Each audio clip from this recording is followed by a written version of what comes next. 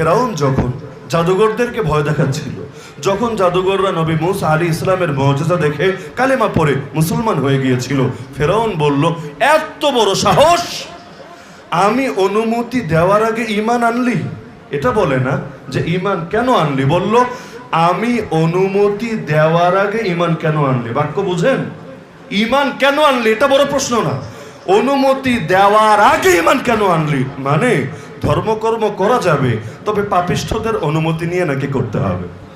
এই যুগের সাথে কাকতালীয়ভাবে মিলে গেলে দেয় আমার না, কারণ কোরআন হলো এমন এক আয়না যেটা দিয়ে প্রতিটা যুগ, প্রতিটা দেশ, প্রতিটা সমাজকে দেখা যাবে।